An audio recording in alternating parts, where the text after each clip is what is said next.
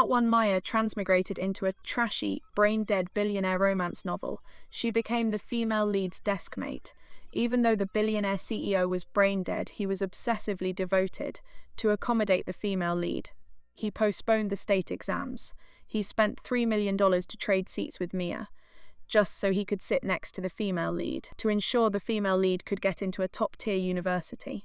He forcefully changed the max score of the state exams to 800 points.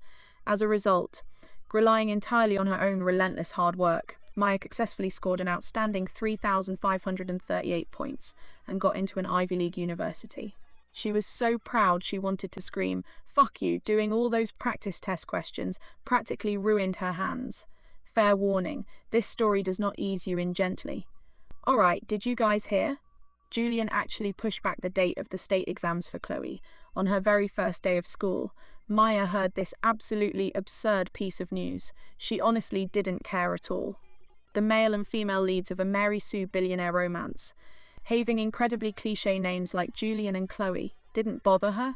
What she cared about was, what the hell? Why could the state exams be postponed by a billionaire? Hey! Mia had opened her mouth so wide she could swallow a whole egg. She gripped the straps of her backpack, her lips trembling as she asked, "Deskmate Kenzie, say that one more time. What did Julian push back?" "You don't know yet." Kenzie leaned in mysteriously and whispered in her ear, "Chloe has testing anxiety about the state exams." To calm her down, Julian ordered the exams to be delayed by a month. Great, just great. Was this novel written someone who had never been to school? A billionaire CEO can delay the state exams. Sure, totally normal. Maya twitched the corner of her mouth in a dry laugh. He sure does spoil her, huh? You bet. Chloe wasn't originally in our graduating class. She's a fifth-year senior. I heard last year she only scored in the 200s on her exams, which was only enough for a state school. But Julian scored over 900, and his family demanded he go to an Ivy League. Chloe, just to go to the same university as Julian, decided to hold herself back a year. Scoring in the 200s gets you into a state school. Scoring over 900 gets you into an Ivy League. The author's god-tier understanding of the education system was truly something else. Maya suddenly felt a little curious. What exactly did the author write the male and female leads to be like? As a fast-paced Mary Sue wish-fulfillment novel, if she guessed correctly, she would probably meet the male and female leads on day one. Sure enough, right as the bell for class was about to ring, Chloe and Julian made their grand entrance together. Honestly speaking, even though the author was functionally illiterate, their descriptions of the leads' physical appearances were actually pretty solid. Both leads had top-tier looks. One was so beautiful it made Mia want to roll her eyes. The other was so handsome it made her drool, especially the male lead. Wearing a clean, crisp white button-down, he looked exactly like a boy walking straight out of a manga. Julian laked right up and gave Mia, this disposable mob character, a pie chart of a look: 30% coldness, 30% disgust, and 40% casual indifference. Maya pointed at herself. Me, who else would it be? This billionaire CEO classmate named Julian seemed very displeased. I protest, but this is my seat. Chloe's nearsightedness went up a degree today. If she can't see the blackboard clearly and fails to get into an Ivy League, are you going to take responsibility? Trade seats with her. When he gave her this order, he had the standard male lead arrogance and superiority. Maya was speechless. Does nearsightedness go up exactly 1 degree at a time? She couldn't be bothered to argue with him. I'm not trading. I need to take the state exams too. Do you believe me when I say I can immediately order your exam qualifications to be revoked, making sure you can never take the state exams again? No way that actually works. Was her understanding of billionaires just too shallow? Or did the author of this book literally not graduate elementary school? A massive national event like the state exams could be manipulated by a billionaire CEO. Shouldn't this billionaire be thrown into federal prison in a heartbeat? Considering that if she couldn't cross back to her own reality, she would have to quit living in this absurd, broken world, and going up against the billionaire CEO here would not end well. Mia decided temporarily not to stoop to this brain-dead CEO's level. However, she couldn't just let him have it for free either. I'll trade, but you have to pay me. This much. She aggressively held up 3 fingers. Her original intention was $300. Who knew the billionaire CEO would just nod his head and say with overwhelming generosity, "Fine. 3 million, right? I'll give it to you right now." And then, right in front of the entire class, he started pulling cold, hard cash out of his pockets. Normal people probably don't have much of a concept of $3 million in cash. But you could use your toes to figure out that it absolutely could not fit inside a pair of pants pockets. But what happened next was this guy's pockets were like Doraemon's magical pouch. He started endlessly pulling stacks of cash out from inside. About an hour later, the billionaire CEO Julian was sweating profusely from pulling out cash, and Mia's desk, inside and out, top to bottom, was completely buried in money. The most bizarre part was, everyone acted like this was completely normal.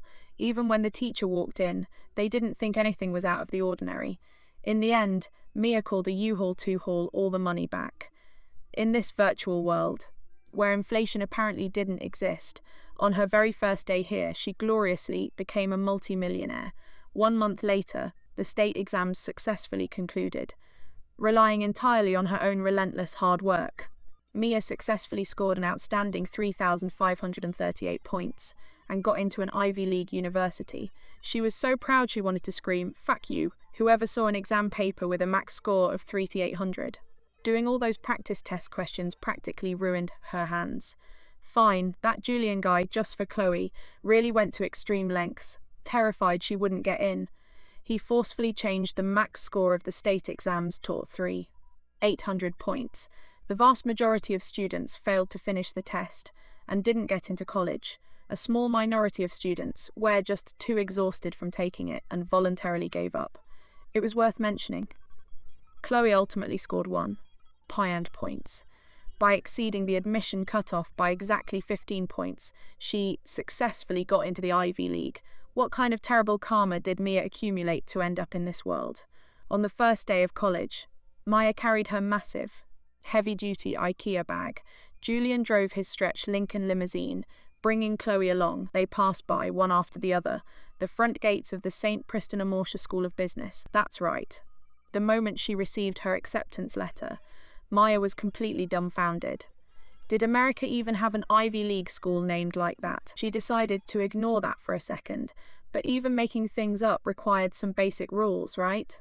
Such a long, blatantly try-hard, aristocratic-sounding name was clearly never intended to give students with normal brain circuits way out. She had no idea. If it was because her mob character's adolescence was just too strong. But she somehow ended up assigned to the same dorm room as the female lead, Chloe. She saw Julian again. His hair was styled sharply. His features were distinct, his jawline sharp, and his dark, bright eyes were unfathomably deep. He was here to move the female lead's luggage. According to the standard billionaire male lead trope, other than the female lead, he was face blind to every other member of the opposite sex. He most likely wouldn't recognize Mia. Sure enough, when he walked over, he pointed at her. Maya had just put down her massive IKEA bag. She pointed at herself in confusion. "Me?" He nodded at her. He ordered arrogantly, "Trade beds with Chloe." Every student's bed assignment was locked in by the teachers. Before the semester started, Maya's bed was by the window and it was a bottom bunk, you could say. But it was the prime real estate of the entire dorm room. She didn't blame Julian for wanting to trade with her, but of course, she refused. "I'm not trading." He resorted to his old tricks. "If you don't trade, I'll have you expelled from the university. I can guarantee that from now on. No other university will ever dare to accept you." He took a step closer. Maya felt a physical manifestation of oppressive aura. She remembered the last time he made her trade seats with Chloe. Practiced, she stated her terms. 5 million. He agreed without a second thought. Fine. Then as he said it, he reached into his pockets to start pulling out cash, terrified he would be like last time, endlessly pulling cash out of his pants. She quickly stopped him. "I only accept bank transfers via phone." If her guess was right, based on the functional illiteracy of this author, they absolutely had no concept of mobile transfer limits. Sure enough, the billionaire CEO just raised an eyebrow. And Mia's phone cut received a transfer notification for $5 million. even though she had no idea how the billionaire CEO got a disposable mob character like her on his contacts list. She figured this hack author probably wouldn't bother filling that plot hole later anyway, because of the billionaire CEO Julian's generosity. Maya was incredibly lucky to possess $8 million in assets. Her entire college experience was incredibly comfortable. In the blink of an eye, Mia, Chloe, and Julian, all three of them graduated. It only took 3 years. At this point, she didn't even want to discuss why an standard major at a legitimate Ivy League institution could be completed in just 3 years. She had already accepted the fact that this author had the brain of an elementary schooler. Anyway, the point was, Julian went back to inherit his $100 billion family fortune. Becoming a bona fide billionaire CEO, Chloe entered the entertainment industry, becoming the standard, stunningly beautiful megastar female lead of every CEO romance novel, and Mia, as a mob character nobody cared about, she could only go door to door dropping off her resume. She finally ended up as an intern journalist at a financial magazine. On the very first day of her internship, her editor-in-chief heard she went to college with Julian. Shamelessly, he assigned her the task of interviewing him. The interview subject was Julian, with her status as a disposable mob character. Of course, she couldn't get a meeting with Julian, so she had no choice but to use Chloe as a backdoor connection. Chloe was her college roommate for 3 years. After all, she had to do her a solid. Maya successfully booked a meeting with Julian, and Julian didn't disappoint. He casually didn't remember her at all. Over 4 years of college, he had run to their dorm to look for Chloe countless times, yet he still couldn't remember this mob character's name or her face. The billionaire CEO face blindness trait was rock solid. When she saw him again, he was still incredibly handsome. He had shed his student clothes, wearing a high-end, custom-tailored charcoal grey suit. Every move he made was elegant. The billionaire CEO aura instantly radiated from him. Julian, I am. Mia held up her voice recorder, flipping through her interview outline, getting ready to introduce herself. She was only halfway through her sentence when Julian interrupted her impatiently. He looked down at his wristwatch and said expressionlessly, "You have exactly 5 minutes." What, the 5 minutes isn't even enough time to set up? How many questions could she possibly? Author, do you have absolutely no concept of time? Mia gritted her teeth and agreed. To make the most of the time, her mouth fired off like a machine gun, spitting out questions as if she were on 4x speed.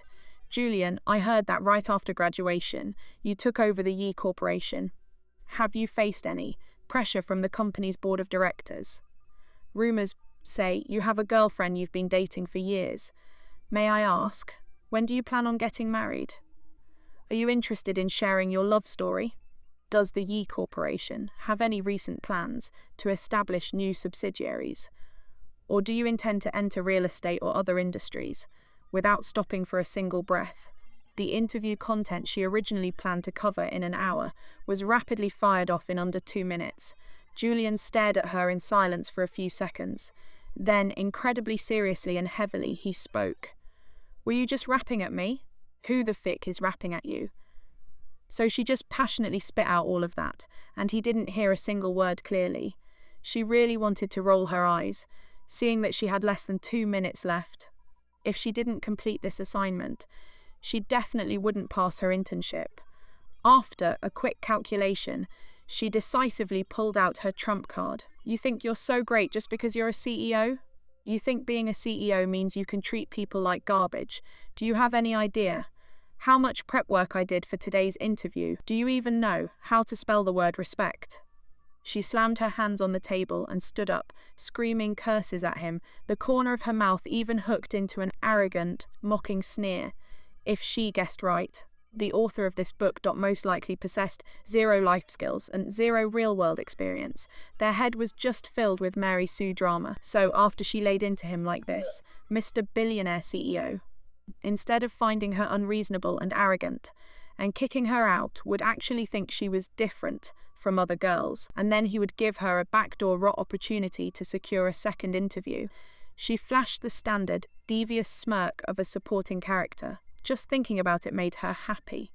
There was one good thing about a functionally illiterate author. Even without reading the whole book, The reader could easily predict the plot formulas and the protagonist's personality, so she got exactly what she wanted. She earned a sentence from Julian. If you have the guts, just you wait. Just you wait means there's hope. If you thought getting fired was the worst part, wait until she ends up in the billionaire's bed. Part 2 is where the plot holes get weaponized.